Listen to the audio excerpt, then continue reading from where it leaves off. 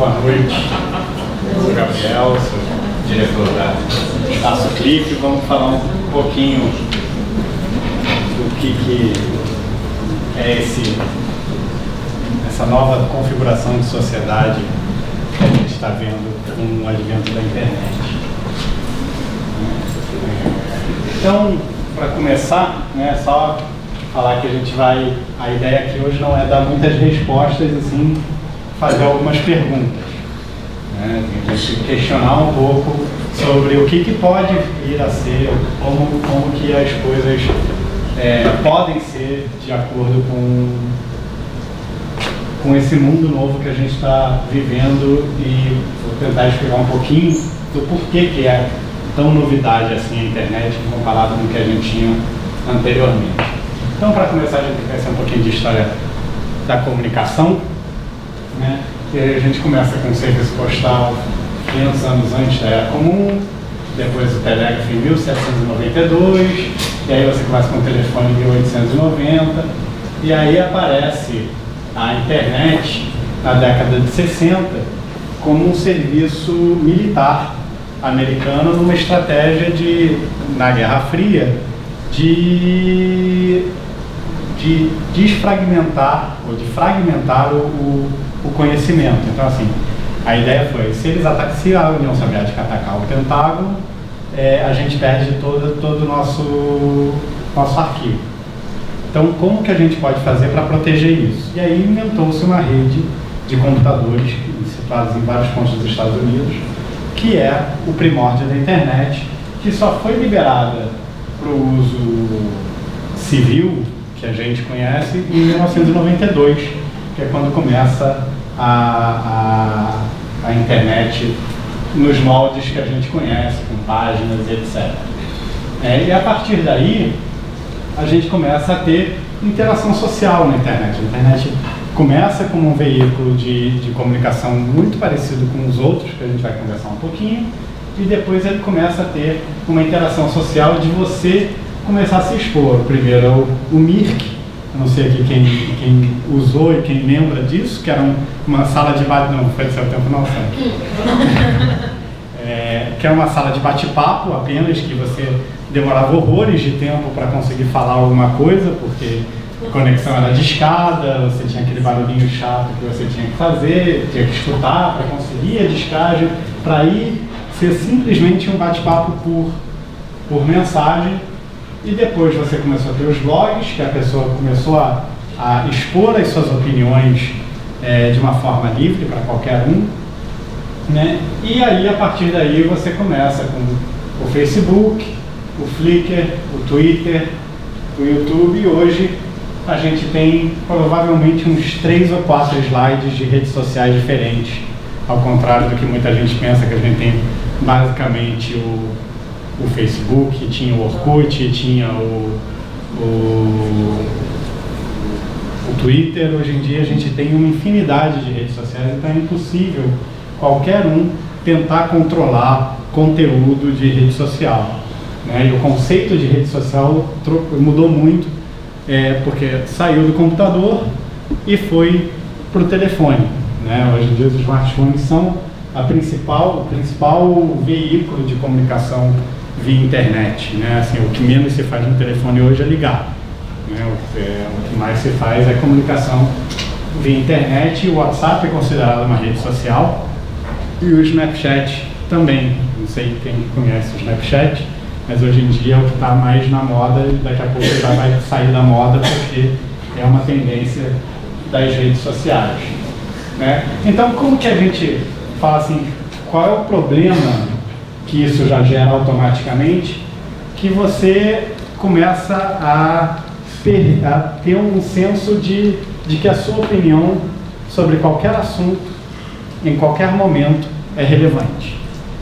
Então, você saiu em 1999 que você tinha um blog, que você tinha que falar alguma coisa para alguém, alguma coisa sobre seu gato. Esse é um exemplo bem ilustrativo. Em 2004, o Flickr era por foto. Você fala assim, fotos de gato. E aí veio o YouTube, e agora as fotos de gato passaram a ser filmes de gato. E aí veio o Twitter, e aí à 1 da tarde, você fala que seu gato espirrou. Às 1 e 2 você fala assim, ele espirrou de novo. E aí 1 e 4 você fala assim, ele não espirrou, eu estou preocupada que ele ainda não espirrou. Né? Então a velocidade das coisas e a importância das coisas tomam uma proporção completamente diferente a partir desse momento. Isso é uma frase do Andrew King, que é uma das pessoas que é mais crítica. Ele é uma pessoa que estuda muito a internet e meios de comunicação e é bastante crítico da internet. Né? E aí essa frase dele é falando que o MySpace, que hoje em dia nem existe mais, né? Basicamente existe, mas ninguém acessa o MySpace, e o Facebook estão criando uma cultura nos jovens de narcisismo digital, que o conhecimento aberto, né? Como em Wikipedia, e estão diminuindo a autoridade de professores na sala de aula, que essa geração do YouTube está mais interessada em se autopromover do que em aprender sobre o mundo, e outras críticas ele vai falando. Ou seja, ele começa a apontar, e esse texto de 2007, a gente está em 2016, isso se mostra muito verdadeiro, que você tem uma dificuldade aí de como as pessoas se relacionam, porque as pessoas estão muito mais interessadas em se promover do que em trocar ideias propriamente dito, né? E para falar de internet a gente tem que falar de tecnologia em geral, e aí tem a Suzana Herculano Hauser, que é uma neurocientista brasileira, das mais reconhecidas no mundo. Recentemente ela esteve até envolvida numa polêmica porque ela se mudou para os Estados Unidos, porque ela falou que não conseguia fazer ciência no Brasil, e ela acabou de lançar um livro, a gente vai falar um pouquinho dele, mas que ela fala muito da tecnologia, e que há quem diga que tecnologia cria transtornos em nossas vidas, excesso de exposição, déficit de atenção, relacionamentos superficiais. Eu digo que tudo isso é mau uso, e o problema é outro, que de certa forma até mais grave, pode ser resumido na seguinte frase: eu tenho mais de 20 anos de educação formal, incluindo um PhD, e mesmo assim ser incapaz de fazer um lápis, muito menos construir o computador que eu estou usando. Então não é necessariamente a tecnologia que é o problema. A gente não é obrigado a saber tudo que a gente faz, mas a gente tem que tomar um cuidado de como a gente usa essa tecnologia que está à nossa disposição. Né? Isso é só uma piadinha, né? Para falar como essa geração é um pouquinho diferente, que eles não entendem muito bem a velocidade das coisas nem como as coisas funcionam. Né? Eles acham que tudo está na internet, e que o cérebro funciona mais ou menos nessa piadinha, né? Assim, o adolescente vai ter a área pré-frontal, vai ter a área que importa as mulheres, uma área pequenininha aqui do trabalho.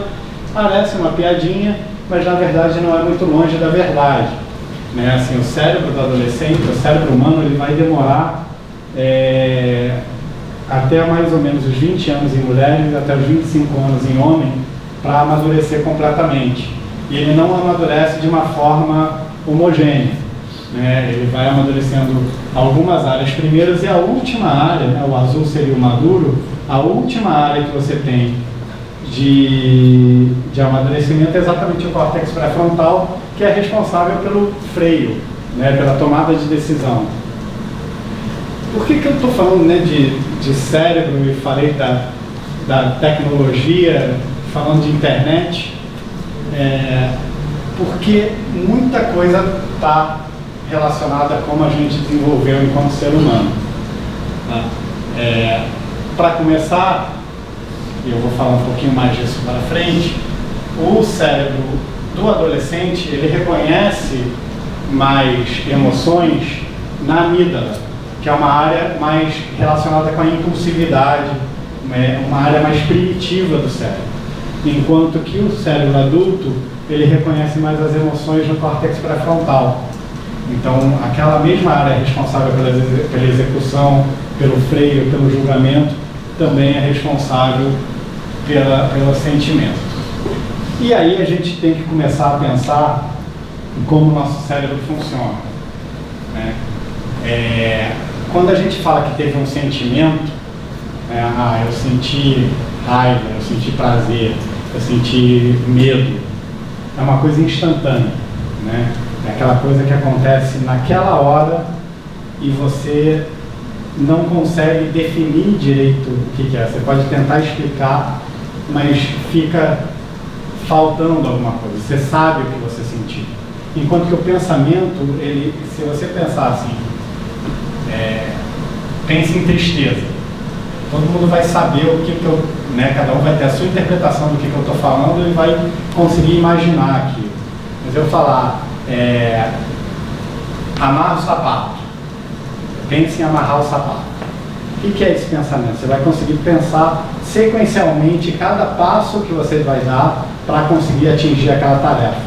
Né? Então, o pensamento é sequencial, ele é linear, ele é passo a passo. Uma das melhores definições que eu vejo para pensamento é que é um movimento confinado ao cérebro. Por que a gente está falando de pensamento e está falando de sentimento? Porque uma das grandes coisas que interfere é exatamente como a gente interpreta essas coisas. Isso aqui é uma piadinha, Estão dois homens da caverna conversando e eles falam que alguma coisa não está certa, Porque a gente respira um ar puro, Nossa água é pura, a gente faz exercício, a gente só come orgânico, e mesmo assim a gente não passa dos 30 anos de idade. Então, o que está acontecendo? O que aconteceu no nosso cérebro? Quais foram as mudanças que a gente teve para proporcionar isso? Uma das coisas que a gente tem que pensar é que, efetivamente, voltando para a questão da tecnologia é uma coisa boa. Todos os avanços que a gente teve, inclusive da indústria química, da agricultura, etc., fez com que a gente pudesse viver mais. Então, é meio que um contrassenso comparado com o que a gente acredita. Mas isso não quer dizer que a gente só tenha que viver disso, E é isso que a gente vai falar um pouquinho. Então, voltando para a Susana, o livro dela fala muito de como a alimentação é responsável por essa mudança no nosso cérebro, Por que a gente se tornou humano? Qual a diferença do ser humano para os outros animais? É exatamente que a gente tem uma coisa que só a gente faz. O resto, alguma outra espécie também faz. E eu já dei a dica de qual é a coisa, Você começa na cozinha. A única coisa que só os humanos fazem é cozinhar. Linguagem, algumas espécies têm. Pode não ter linguagem escrita, mas tem linguagem. A única coisa que só o ser humano faz é cozinhar. E por que cozinhar é tão importante para a gente? Estou falando de internet, estou falando de cozinhar, o que tem a ver? Porque o ato de cozinhar fez com que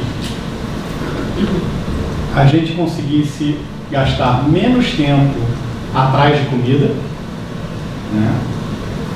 e que a caloria fosse mais disponível.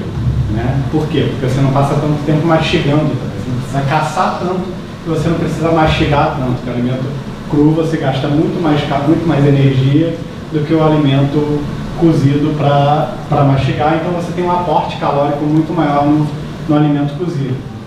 E aí esse aporte calórico fez com que a gente tivesse tempo e energia para o nosso cérebro desenvolver. Uma coisa que a gente esquece, que o órgão que mais gasta energia é o cérebro. O cérebro é um órgão elétrico e é um órgão que depende muito de energia. Então, se você começa a ter energia disponível, você começa a desenvolver o cérebro, e é toda essa teoria que ela desenvolveu no livro dela, que ela acabou de lançar. Acho que no Brasil ainda nem lançou. Isso é uma das coisas sensacionais, que uma neurocientista brasileira teve que lançar o livro primeiro nos Estados Unidos, para depois ele ter que vir no Brasil, mas isso é outra história. E aí, o que acontece? A gente começou a desenvolver, enquanto animais, uma parte do cérebro que é responsável pelo prazer. E uma das coisas que dá prazer fisiologicamente é a comida. né? Então a gente precisa sentir prazer, assim, a gente sente prazer na comida para conseguir se alimentar, né? E a gente sente prazer no sexo para perpetuar a espécie. Só que o ser humano, muito esperto, achou outras coisas que dão prazer também, incluindo drogas e outros comportamentos, né? E aí a gente começou a sentir uma necessidade por esse prazer e uma necessidade de estímulo.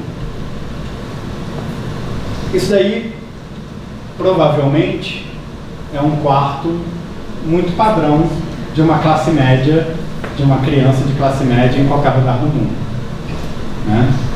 O que tem nesse quarto? O que chama atenção? Tem tudo, né? Tem a quantidade de brinquedo que você quiser, tem cor, tem piso para brincar, tudo seguro, tudo organizado, tudo direitinho, perfeito. Isso é um ambiente hiperestimulante, né? Que faz toda a diferença no desenvolvimento do cérebro. Porque uma das coisas que mudou é exatamente isso. Antigamente, qual era o castigo que a gente dava para a criança? Vai para o quarto. Por quê? O quarto era um lugar chato, né? O quarto tinha a tua cama, no máximo um quadro, né? Televisão veio depois, e você ficava olhando para o nada e pensando naquilo que você fez, porque era o que tinha para fazer lá. Hoje em dia você fala para essa criança ir para o quarto. Ela vai sentir alguma perda disso, ela vai achar ótimo, né? E por que a gente faz isso então? Por que tem tanto estímulo no quarto? Só porque a gente quer que nossos filhos se sintam bem quando a gente manda eles para o quarto? Não, porque se tem uma coisa que a gente sabe, é que existe no cérebro um mecanismo de use ou perda, né? Como assim? Né? Aquela coisa lá marquista de usou, atrofiou, não usou, atrofiou, mais ou menos isso, né? O cérebro não vai aumentar o número de neurônios que ele tem por causa do estímulo, mas ele aumenta o número de conexões que uma célula faz com a outra, com o número de dendritos. E com isso você vai ter uma árvore neuronal muito maior e você vai ter uma capacidade de responder aos estímulos muito maior. E isso teve um estudo super famoso que foi feito com taxistas londrinos, que eles têm que passar numa prova, que eles têm que conhecer todas as ruas de Londres de cabeça para poder ser taxista em Londres.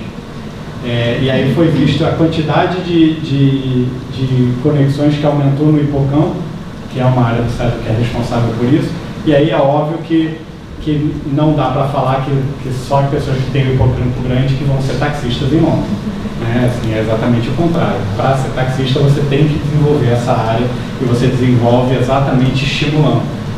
Tá? Isso também foi comprovado porque taxistas que tinham mais experiência tinham um hipocampo maior do que taxistas que tinham menos experiência. Então, mostrando que tinha um ganho. E aí, a gente chega nessa questão.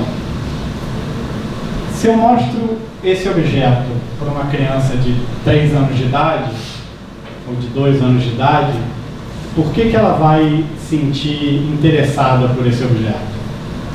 Porque é dourado, né? Porque brilha, e ela vai ter algum estímulo ali que vai atiçar ela. Se eu mostro para um casal dos seus 20 anos, o que isso vai significar? É isso. É um objeto que eu boto no dedo, significa um compromisso com uma outra pessoa, né? Então você vai aumentando o número, a complexidade do que aquilo significa para você, o simbolismo daquilo. Se eu mostro para alguém que acabou de se divorciar, o que isso vai mostrar? Provavelmente vai ter uma aversão a essa imagem, né? E vai falar assim, não estou afim disso não. Né? Essa daqui é minha filha. Isso é quando ela tinha 2 anos de idade, que o maior prazer da vida dela era isso. Hoje ela cresceu, né? E o prazer dela também ficou um pouquinho mais elaborado, né? Assim, o Biscoito Globo não dá mais a mesma onda para ela que o Carrossel dá hoje em dia. Essa é minha irmã, né? Ela não sabe que essa foto, tá? Que eu roubei do Facebook. Mas deixa eu tirar uma foto. E o estímulo dela é um pouquinho maior também. Né? Para não falar que eu sou ruim, o meu estímulo seria esse. Né? Então, cada um tem, assim, você vai aumentando a complexidade daquilo que você vai sentindo prazer. Né? E isso é uma das coisas muito importantes. E aí, falando do século XXI, a gente chega num momento que não tem precedente na história. Por que não tem precedente? Por causa disso. Né? O que está acontecendo aqui? Você tem um monte de gente junta, mas ninguém interagindo. Aí você vai falar, Gabriel, mas você está sendo exagerado, né? Assim, isso acontecia antes. É verdade, acontecia antes, né? Assim, quando a televisão apareceu, todo mundo falou que a televisão ia acabar com a sociedade. Qual é a diferença? Quando a televisão apareceu, a cena era essa, né? Era uma televisão, preto e branco, na sala, que a família se juntava, não tinha programação o tempo todo, a família se juntava para assistir e conversar sobre o que estava acontecendo. É muito diferente do que você tem hoje. Mas o ser humano sempre teve uma tendência, sim, de se isolar no seu campo. Né? Assim, hoje você substituiria os jornais de papel por cada um no seu tablet ou no seu telefone, no seu smartphone. Então, tem algumas coisas que sim, já aconteciam, mas tem uma diferença do que está acontecendo hoje em dia para o que já aconteceu no passado. Tá? E aí, o desafio que a gente tem é esse, né, de descobrir uma nova etiqueta de sociedade. Né? Assim, como que a gente vai lidar com essa nova tecnologia. Qual é o problema dessa nova tecnologia? Pela primeira vez, se você pegar o meu primeiro slide, vai ver, se a gente for pensar no desenvolvimento da escrita, for pensar na época que da televisão, na época do computador pessoal, todas as tecnologias elas sempre foram muito elitistas, né? Elas eram para poucos, e depois elas se difundiam para a população em geral. A internet mudou essa lógica. A internet é disponível para todo mundo. Tanto que, não sei se vocês sabem, isso saiu uma resolução da ONU, acho que mês passado, se não me engano, não sei se foi esse mês ou mês passado, dizendo que a internet é um direito fundamental do ser humano. É um direito fundamental, ou seja, o ser humano que é digitalmente excluído, ele não tem um direito fundamental dele respeitado. Para pensar. Né? E aí, qual é o problema dessa comunicação, né? Da comunicação online? Ela não tem sentimento. Né? Lembra que a gente falou de sentimento e pensamento? Ela não tem sentimento.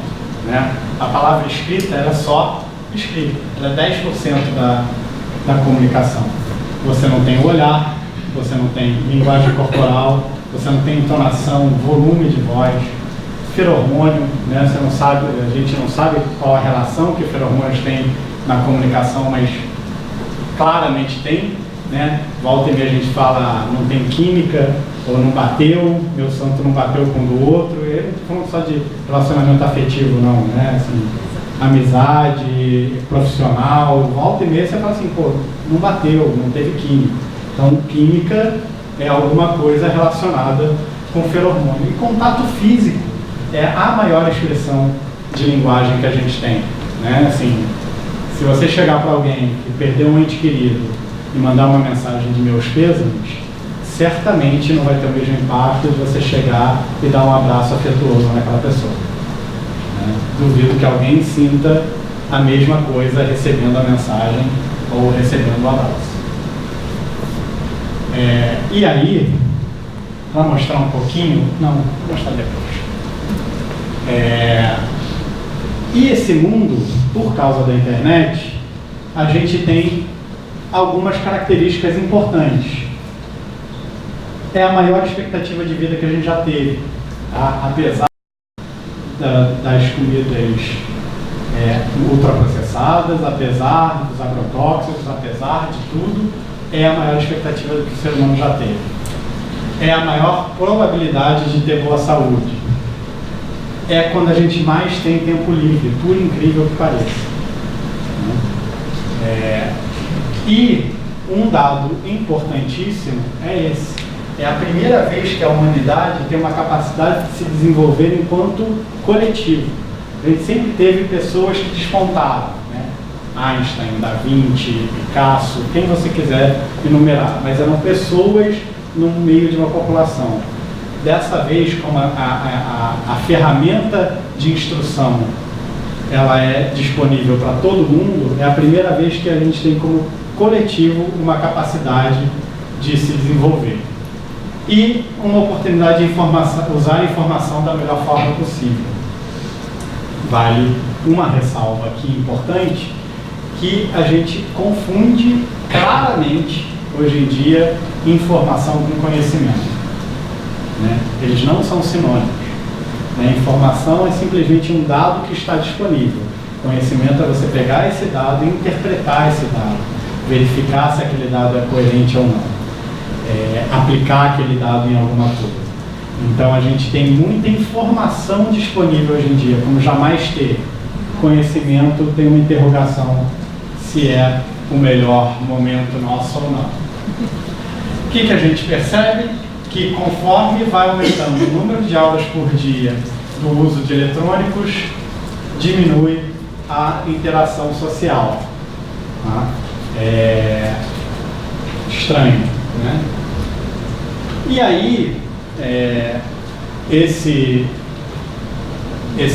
antropólogo foi, na verdade, a primeira pessoa que falou, que a Suzana traz agora como dado científico, do papel do alimento na transformação do ser humano. Tá? E do mesmo jeito que o cozinhar transformou o cérebro humano lá atrás, hoje em dia a internet tem esse papel. Qual é o grande problema? Essa geração agora é uma geração, do mesmo jeito que provavelmente a geração que cozinhou o primeiro alimento mudou o paradigma do ser humano, essa geração de agora, que são considerados os milênios, né, os nativos da internet, é a primeira geração. Quem está agora, assim, essa geração se define a partir do final da década de 90, né, os nascidos no final da década de 90. É a primeira geração que tem contato com a internet desde sempre. Né? Nós, aqui, acho que a maioria, 90%, 100%, a internet foi incorporada como tecnologia na nossa vida. Né? Essa geração de agora, o pessoal que tem de 20 anos para baixo, é uma geração que é absolutamente dentro da internet. Eles não existem no mundo sem internet. Né? Isso tem suas coisas boas e suas coisas ruins. O que a gente sabe em relação à rede social com todas as populações? Deixa a identidade mais volátil, né? Tem um declínio da empatia e novos tipos de relacionamento se estabelecem. Né? Se tem uma coisa que a gente sabe, e que vai voltar para a questão da comunicação, é de como as redes sociais têm um impacto nas discussões, né? Como as pessoas são muito menos empáticas quando elas estão discutindo pela internet do que quando elas estão discutindo olho no olho. Eu vou mostrar para vocês um vídeo que é de uma sorveteria, né? Que fez uma campanha sensacional na época das eleições, né? Acho que foi na época das eleições, não, foi na época agora do impeachment. Mas vocês vão ver o que tem de genial. Discutir política é muito importante e a gente precisa praticar cada vez mais. Mas também é importante praticarmos mais tolerância.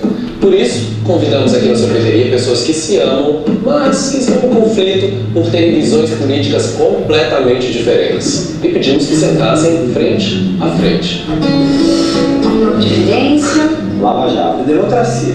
Mídia. Panelaço. Manifestações. Você tá louco, meu? Eu acho que... Deixa eu só parar. Que eles estão lendo, vocês estão vendo que eles estão com uma ficha, são exatamente os textos que eles postaram na internet. Tá? E agora eles estão lendo cara a cara com a pessoa que eles discutiram. Se eu conseguir fazer funcionar. Impeachment pode ser uma direção. Eu acho que o impeachment pode ser uma perdição. Eu acho que não necessariamente é um golpe. Para mim é golpe. Eu não quero abrir aqui uma trincheira. Respeito o que você tem para dizer, como adoraria que você também respeitasse o que eu tenho para dizer. Se hoje o voto não fosse obrigatório, o resultado de eleição seria outro. A Dilma em si, ela está envolvida em vários casos de corrupção. Eu não tenho nenhuma coisa. Sim, ela tem um histórico muito ridículo. Não tem, cara. Aí o Lula vai lá e faz uma gravação que foi divulgada, atacando. Que não devia ter sido divulgada. Aí eu já discordo de você, desculpa. Isso se torna tendencioso. Onde eu moro, eu não tenho panelaço. Se bater panela resolver as coisas, então você vai bater panela também. Eu acho que assim, manifestação é até mais válida do que ficar batendo panela dentro de casa, gastando Teflon. Tem todo direito de bater panela, só que eu fico meio que na maneira, assim, sei lá. Eu fui pra rua imbecil em 2003, imbecil. E aí eu fui conhecendo a rua, me instrumentalizei fora dela. Mas o brasileiro, de um certo modo, ele está se autodescobrindo, se emancipando, e esse movimento de ir para a rua, ele tem que ser respeitado. Quem sabe esse não é o começo de termos uma nova visão nesse contexto todo? Se é um começo, começou mal. Mas eu acho que sim, ir para cima da política, dos governantes, desse bando de safado que está aí no poder. É o verdadeiro sujo falando do mal lavado, né? As pessoas ficam se colocando entre o vermelho e o azul. Eu não sou vermelho, eu não sou azul. E aí vira uma luta de ódio, onde os argumentos se enfraquecem e a gente já não sabe mais por que a gente está lutando. Se for realmente, que na minha opinião é um golpe, a gente está caminhando para anos de regressão muito perigosos. Mais ou menos. Eu estou tenso, eu estou com medo do que pode vir a ser. Eu não estou para Dilma e também não estou para Temer e também não estou para Aécio Neves. Eu estou pela Constituição Federal e pela Justiça Brasileira. A democracia é a sublimação entre a aceitação do seu oposto e a identificação de si mesmo. Então, se você parte do pressuposto que tem que existir um antagônico a você, para você poder ser você, você para de ficar bravo com o outro, né?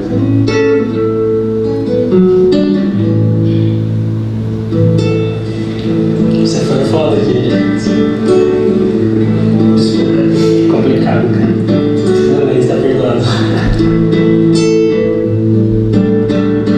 Não sei se você sabe, mas nós somos mãe e filho. Acho que o amor é, na verdade, a única coisa que a gente não escolhe.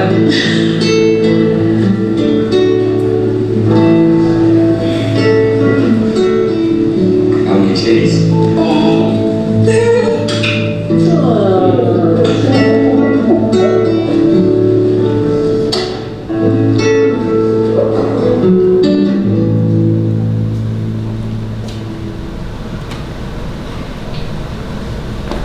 Obviamente que eu não passei isso por nenhuma questão política, mas para ver como muda o tom, né? Como de repente as pessoas voltam a se relacionar quando elas estão olhando no olho e eles conseguem se emocionar, conseguem entender o lado do outro e conseguem perceber que existe mais entre eles do que simplesmente aquela divergência por aquele assunto específico, né? E como é completamente afastado daquela discussão online, daquela discussão ou pelo Facebook, ou pelo grupo do WhatsApp, ou onde quer que seja, né? Então, o papel que tem o olho no olho, a entonação de voz, volta e meia, vocês viram que o cara estava lendo e falava com um tom mais jocoso, com um tom mais engraçado, para tentar quebrar a tensão do argumento, né? E isso é completamente diferente de você botar, por mais que você use carinhas e fale qual é a emoção que você está sentindo, cada um interpreta de um jeito. Falando de empatia, essa de novo é minha filha. Isso é quando eu levei ela para Disney, e aí ela comprou, assim, ela foi para o Jantar das Princesas, né? E no Jantar das Princesas é recomendado que as crianças vão fantasiadas de princesa. E aí ela comprou essa, ela ficou razoavelmente parecida com essa princesa, que eu não sei se quem não tem criança pequena em casa não conhece, que é a Princesinha Sofia, que é um desenho novo da Disney, que passa só no canal de criança pequena. E aí quando ela chegava o jantar foi dentro de um dos parques da Disney, quando ela chegava, todos os funcionários da Disney falavam com ela como se ela fosse a Princesinha Sofia. Falavam, Princesinha Sofia, por aqui, por favor, não sei o que, porque ela realmente ficou parecida. As outras crianças passavam e eles nem falavam, por favor, entra. Ela ficou parecida e eles falavam. E aí ela ficou revoltada.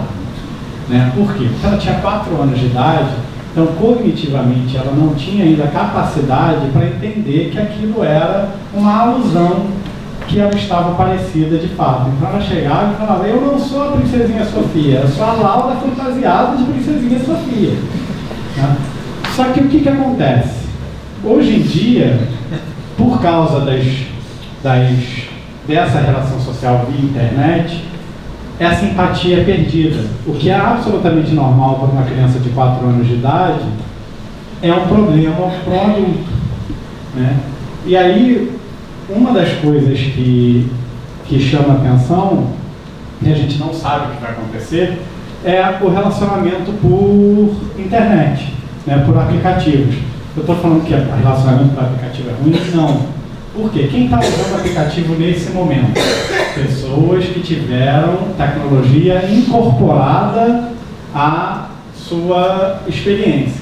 Então são pessoas que já se relacionaram de outras formas e aí conseguem estabelecer.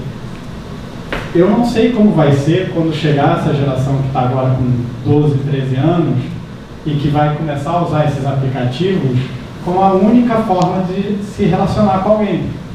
Tá? Vai ser diferente, não tenho a menor dúvida. Né? Se vai ser diferente bom, ruim ou simplesmente diferente, eu não sei. Mas que vai ser diferente, vai. Porque agora você encontra alguém da net, legal, que bom, vamos nos encontrar, e aí você desenrola. Com essa população, eu não sei como é que vai ser. Eles não vão ter experiência de como faz isso no olho a olho. Né? Muito mais fácil pelo aplicativo, a vida inteira pelo aplicativo. E aí, uma das coisas que a gente já começa a falar de o que a gente tem que fazer para melhorar, para que elas não virem um problema, é exatamente treinar a empatia. Tá? E assim, tem algumas técnicas de mindfulness que estão sendo estudadas e usadas em adolescentes que mostram que esse treinamento de empatia faz diferença, que melhora a autoestima, melhora a sensação de autocompaixão e com isso melhora a relação entre as pessoas. Tá? Por que eu digo que vai ser diferente? Porque alguns conceitos básicos da sociedade estão mudando. Tá? Um deles, por exemplo, peguei esse, podia ter pego algum outro, é o de privacidade.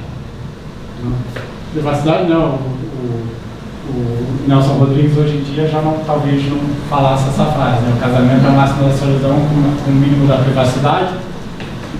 Se eu chegar e falar para uma criança, um adolescente de 13, 14 anos, o que ele vai entender dessa frase?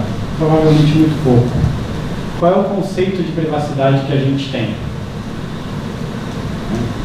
Privacidade é alguma coisa que eu faço sozinho, eu faço só comigo ou com poucos, ou entre 4 paredes. Essa geração não sabe o que é entre 4 paredes. Não sabe mesmo. Né? Assim, essa charge exemplifica bem isso, assim, desempregado por provavelmente alguma coisa pessoal que eu escrevi no Facebook. Aí o outro fala, eu também. E o outro fala, para mim foi no YouTube. Né? Assim, porque ele não tem consciência de que aquilo que eles postam online não fica restrito à plateia que eles desenharam para receber. Fica aberto ao público. Ah, mas eu postei e marquei só o meu amigo. Não interessa. Se está online, está aberto ao público. Alguém vai achar. Tá? Alguém querendo vai achar, não precisa ir muito longe.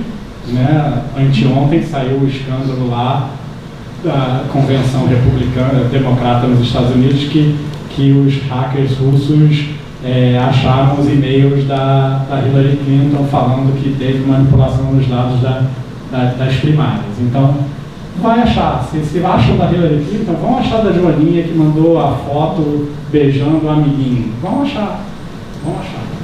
Tá? Que é esse novo conceito, né, de privacidade, que é se você vai colocar isso no seu blog ou não. Tá? E é realmente diferente. Teve um dia, uma atriz estava participando de um programa, não lembro o nome dela, e aí ela falando que ela postou uma foto no Instagram, e aí ela tinha 1 milhão de seguidores, sei lá. E aí perguntaram, você se dá conta de que quando você posta essa foto, 1 milhão de pessoas estão vendo? E aí ela fez uma cara aterrorizada e falou, não, nunca tinha me dado conta disso. Né? Então, é um conceito absolutamente diferente de privacidade do que o que a gente tem. Então, alguns conceitos da sociedade vão mudando. Né? Isso, né, foi outro caso que aconteceu uns anos atrás, em 2010, que foi quando começou a Twitch Game, que foi a primeira câmera online, ao vivo, que um casal de adolescentes se gravou transando, e aí isso circulou o mundo inteiro, óbvio, o que isso gerou neles, que eles falam assim, a gente não sabia o que ele estava fazendo, ele não sabia mesmo. E aí a gente tem que falar um pouquinho de videogame, porque não existe mais uma fronteira muito definida entre videogame, internet, computador, tablet, smartphone, tudo é muito misturado. Né? O que a gente sabe que os jogos online, por quê? Porque a maioria dos jogos são online, isso é uma mudança também dessa última década. Eles reduzem a atenção, nenhuma dúvida disso, minimizam a sensação de agressividade, minimizam no sentido que as pessoas ficam mais agressivas, tá? Elas não ficam mais violentas, elas ficam mais agressivas. Assim. Tem alguns estudos mostrando que se a pessoa, depois de jogar um jogo, ela, por exemplo, esbarra em alguém, ela tende a ter uma reação mais agressiva de falar, por que eu esbarrei em você, ao invés de pedir desculpas e tentar contornar a situação de uma maneira mais tranquila. E podem causar dependência, né, porque são prazerosas. Isso é a foto, esse aqui é meu sobrinho, que eu levei ele e 2 amigos para um show de jogos eletrônicos em São Paulo, 2 anos atrás. E parece uma coisa muito inocente, né? Só que esse é o tamanho da feira no Brasil. Tá? É gigantesco o negócio. Tá? Isso aqui é tudo cabeça de adolescente.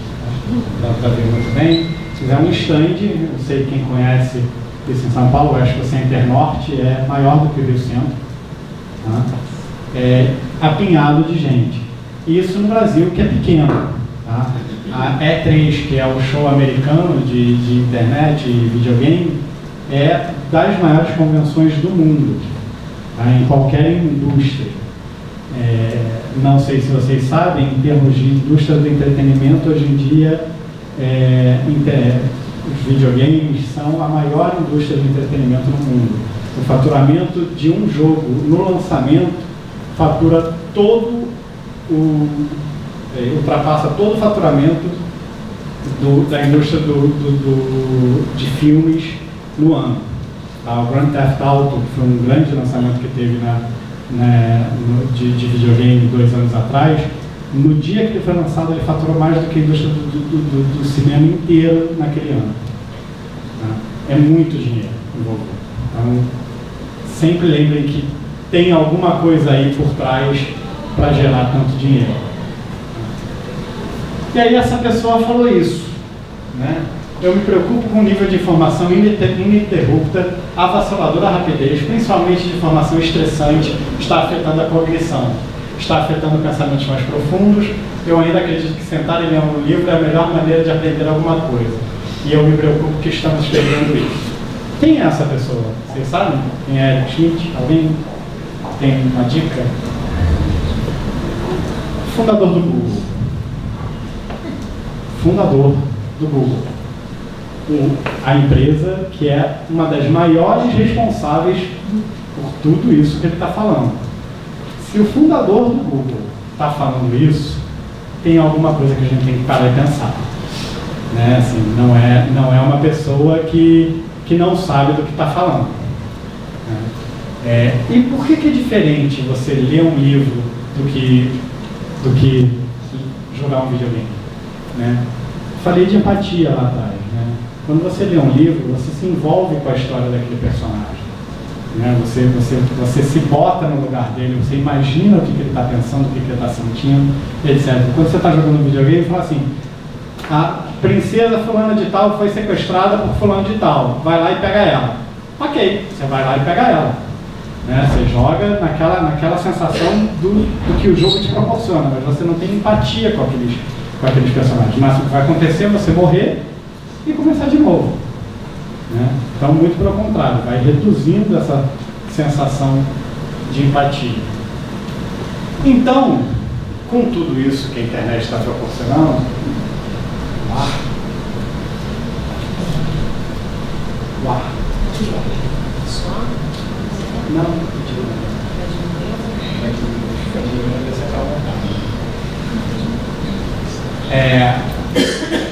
então, essa nova tecnologia, né, com esse novo cenário, bota a gente nessa primeira opção em relação à mente do futuro, que é uma mente de QI alto, porque videogame aumenta QI. Tá? Por quê? Porque exatamente o que você testa em teste de ele, não vai falar melhor do que eu, são exatamente pensamentos rápidos, repetitivos, padrões que você tem que descobrir para solucionar aquele problema. Então isso o videogame faz com perfeição. Né? Então é uma geração com QI mais alto. Com processamento de informação mais eficaz, menor capacidade atencional, que ele valoriza ícone e não a ideia, aquilo que a gente falou de você não se envolver tanto no personagem. A sensação é a mola mestra e não o pensamento. Né? São mais destemidos, né? O máximo que vai acontecer é morrer e começar de novo. Tem menos empatia, tem uma necessidade constante de feedback. Né? Isso é uma característica que a gente não falou de rede social, mas que é muito importante, que é a pessoa se sente valorizada pelo número de curtidas ou o número de comentários que a foto ou o comentário que ele fez tem. Né? É tão assim que eu não sei se vocês sabem, existe uma rede social que se chama Clout, que avalia o seu score de redes sociais. Ela te dá um número, uma nota, dizendo quanto popular você é em rede social. Né? Ele pega todas as suas redes sociais e vê quanto que você é cool. Então, a necessidade de feedback maior impossível. E com isso, um senso de identidade enfraquecido. Tá? Qual é a opção 2? A gente ter um forte sentimento de continuidade, né?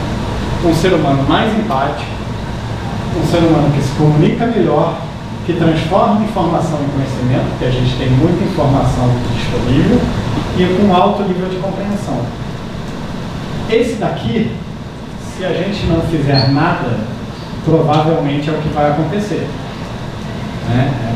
É o caminho, vamos dizer assim, mais natural que parece que a sociedade está tomando.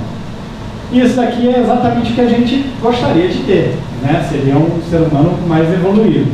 Então, o que a gente pode fazer em termos de sociedade para alcançar isso aqui, já que essas ferramentas estão à nossa disponibilidade? O ser humano tem essa capacidade de, nesse momento, dar esse salto.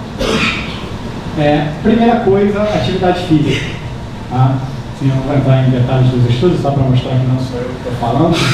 Tá? Mas quanto mais aeróbico, melhor a atividade física.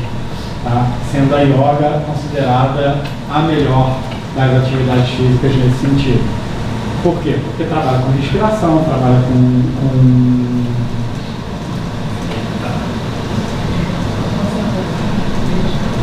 meditação. Né? Então, organiza o pensamento. Tá? Atividade física, eu falo que a gente por muito tempo separou mente e corpo. Né? Se tem uma separação que não cabe mais, é essa. Né? Assim, A atividade física é fundamental para a mente, né? Assim, o cérebro precisa de atividade física tanto quanto qualquer outra parte do corpo. E aí ajuda na regulação de emoção, ajuda na empatia, em tudo, tá? Em autoconfiança, etc. Tá? A outra coisa que a gente deve fazer é mindfulness, né?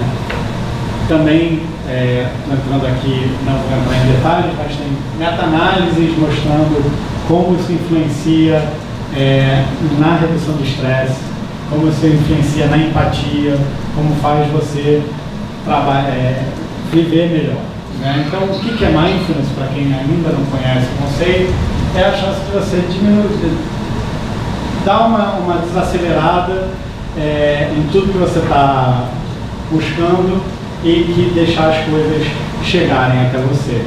É você viver no presente, né? Não nem no passado, nem no futuro.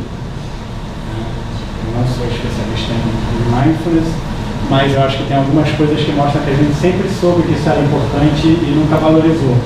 Isso é uma tirinha do Calvin, falando, a gente está tão ocupado buscando o que está na nossa frente que a gente não valoriza o tempo que a gente está, né? Assim, que a gente não valoriza as coisas que a gente tem no nosso presente, né? Isso é uma tirinha teoricamente para criança, né? Calvin não é tanto para criança assim, mas ele parou de ser escrito muito antes do conceito de mindfulness existir formalmente, tá? Aí John Kabat-Zinn já é uma pessoa que fala especificamente de mindfulness, né? Fala que é prestar atenção de um jeito particular, com um propósito, no momento presente, de uma maneira de não julgamento. Outro exemplo de que mindfulness é uma coisa que sempre foi valorizado e que é uma coisa importante que a gente está pensando é o ursinho, né? Que pergunta, que dia é hoje? E aí o porquinho, o leitão responde, hoje é hoje, né? E aí o povo fala, hoje é meu dia favorito, né? Então o viver o presente, o valorizar o presente, valorizar o que você está fazendo naquele momento é de uma importância para a nossa sociedade, né? Falando que mindfulness te dá tempo, que tempo te dá escolhas quando feitas de maneira adequada, levam à liberdade e que você não tem que ser levado pelas suas emoções, que você pode responder com sabedoria e com bondade ao invés de com reatividade, né? E a terceira coisa é o que mais me fala, que me fez começar a pensar em tudo isso, é essa parte aqui, né? Assim, então a gente pode ser muito legal com tecnologia, mas enquanto a tecnologia não fizer tamanho de comida, não está valendo de nada, né? Brincadeiras à parte, o ato de cozinhar, de estar envolvido com a sua alimentação é fundamental para uma sociedade saudável, né? Isso é uma fala da Julia Child, que é como se fosse a Ofélia dos Estados Unidos, a maior apresentadora de programa culinário que já teve nos Estados Unidos, morreu no início da década de 90. Então, também muito antes da internet existir, falava que uma das piores coisas que acontece hoje em dia é que as pessoas têm medo de comida, medo de ovo, medo de manteiga, e que a maioria dos médicos vai te falar que um pouco de cada coisa não faz mal. E é isso, né? Assim, a questão da moderação e de como a gente lida com o alimento, né? Casey Fresson não sei se vocês sabem quem ela é. Alguém sabe? Alguém já viu aquele programa The Biggest Loser? O americano, que são de obesos, que vão para um sítio e aí campo de concentração. Basicamente isso. E ficam malhando e comendo alimentação. Então, ela é a treinadora desse programa, né? E ela fala que uma das coisas que nos liga à comida é a comunidade e as nossas tradições, e o que faz a gente se sentir conectado. Então, comida tem que ter história, né? Assim, comida tem que ter um porquê que você se alimenta daqui. O Michael Pollan é um jornalista e um antropólogo que tem estudado muito sobre comida e que fala exatamente isso, que você tem que servir na sua casa aquela comida que tem história por trás, né? Então, uma coisa de conexão, uma coisa de você saber da onde aquilo vem, como aquilo é feito, qual é a história daquele prato, né? E uma das coisas também que ele fala é assim: você quer acabar com a questão da obesidade, é fácil. É só você cozinhar aquilo que você come. Mas cozinhar tudo, né? Se você quer comer uma lasanha, você faz o molho, você faz a carne, você faz a massa, você faz tudo. E aí a sua relação com aquilo, o tempo que você vai levar para fazer aquilo, vai mudar completamente a sua relação com aquela comida. Você não vai simplesmente engolir, né? O Brillat Savarin foi um dos filósofos, um dos grandes expoentes da Revolução Francesa, que falava, né, assim: me diga o que você come e eu te digo o que você é, né? Então, essa relação com a comida é muito íntima, né? Assim, então, o que a gente tem que fazer, né? Ao contrário do que vem sendo propagado por aí, né, de contar caloria, de comer não sei quanto, se você come carboidrato, se você come proteína, etc. É o contrário. Você não tem que comer nutriente. O ser humano come comida, né? Então a gente tem que saber qual é a comida que a gente quer. Por que eu estou falando sobre isso? Um dos outros conceitos é exatamente o de psiquiatria nutricional.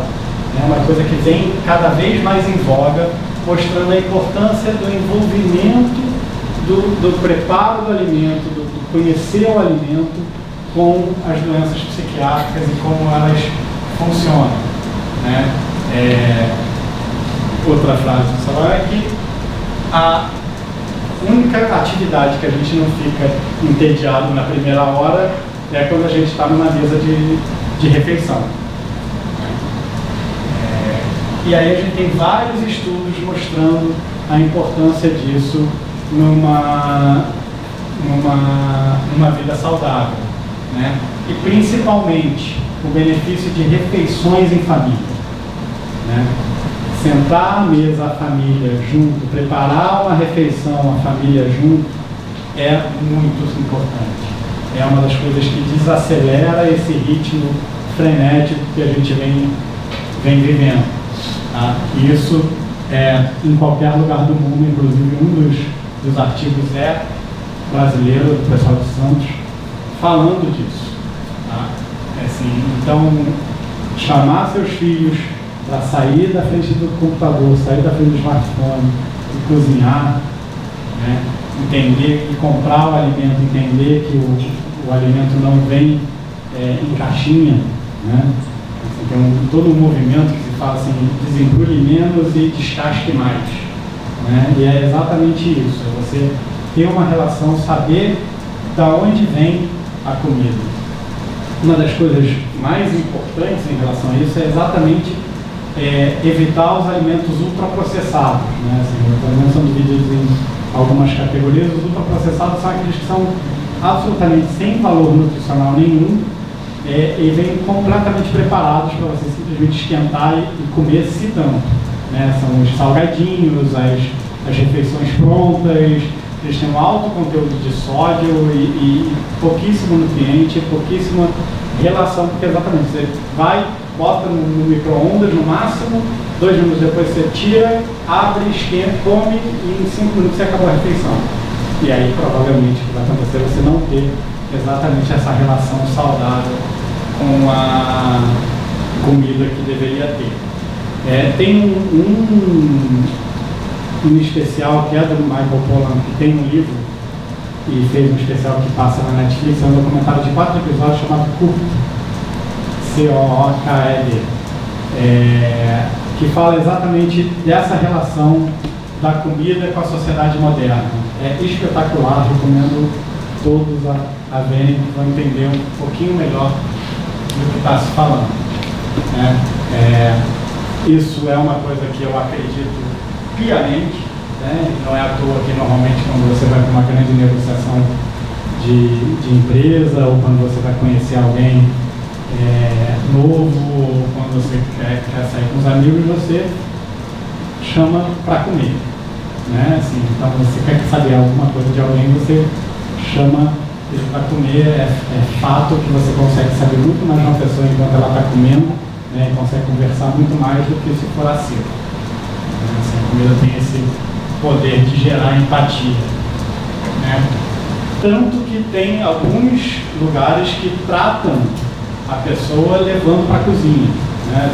Esse estudo é com psicóticos graves que foram levados para a cozinha do manicômio judiciário e aprenderam a manusear tanto os instrumentos como faca, panela, fogão, etc., quanto os alimentos e como se relacionar com eles.